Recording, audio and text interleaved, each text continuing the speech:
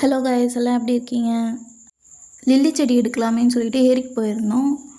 So இதுதான் அந்த lily செடி. ஒரு மாதிரி லைட் பர்பிள் கலர், செம்மையாக இருந்துச்சு. அப்படி போயிட்டு வரும்போது தான் நாங்கள் இந்த இரும்பு கடை பார்த்தோம். இங்கே வந்து பார்த்திங்கன்னா நிறைய ஃப்ரிட்ஜ் பாக்ஸ் இருந்துச்சு. ஸோ இதில் வந்துட்டு நாங்கள் ஒரு 2 ஃப்ரிட்ஜ் பாக்ஸ் வந்து எடுத்தோம். ஒரு ஃப்ரிட்ஜ் பாக்ஸ் வந்து 100 ருபீஸ்ன்னு சொன்னாங்க. இது எடுக்கிறதே எடுத்துட்டோம், பட் டெலிவரி சார்ஜ் ரொம்ப அதிகமாக இருந்துச்சு.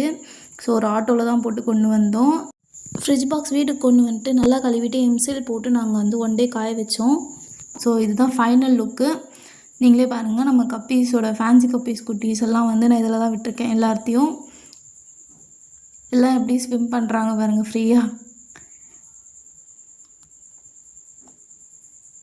அந்த செடி கொண்டு வரும்போது மொட்டெல்லாம் மூடி தான் இருந்துச்சு. நெக்ஸ்ட் டே வந்து இந்த லில்லி பூ அழகாக வந்து லைட்டாக பூத்து இருந்துச்சு. ஸோ இன்னும் அழகாக இருந்துச்சு அந்த தொட்டியில்.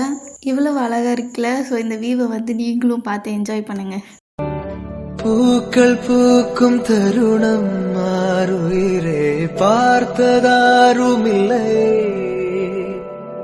புலரும் காலை பொழுதை முழுமதையும் பிறந்த போவதில்லையே. நேற்று வரை நேரம் போ